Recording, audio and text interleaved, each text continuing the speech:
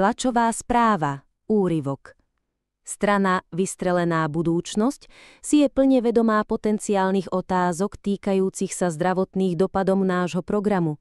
Preto sme už nadviazali spoluprácu s poprednými kardiologickými a psychologickými ústavmi, ktoré budú pripravené na zvýšený nápor entuziastických občanov. Vytvoríme tiež nový študijný odbor Manažment povznesenej mysle. Veríme, že benefity v podobe explozívneho ekonomického rastu a všeobecnej eufórie ďaleko prevýšia akékoľvek drobné vedľajšie účinky.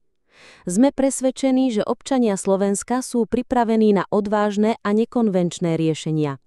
Je čas opustiť zastarané modely a vydať sa na cestu k prosperite, ktorá nás všetkých vystrelí až ku hviezdám.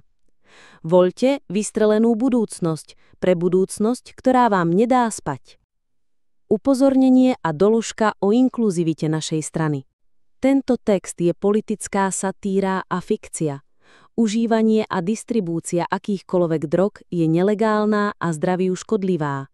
Naša strana sa však dištancuje od akejkoľvek diskriminácie a myslí na všetkých.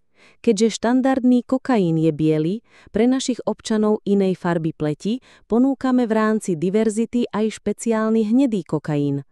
A aby sme nezabudli na našich vážených spoluobčanov maďarskej národnosti, ktorých si nesmierne ceníme, pripravili sme pre nich špeciálnu edíciu Čabajská čiara, obohatenú o jemne mletú červenú papriku pre tú správnu chuť domova.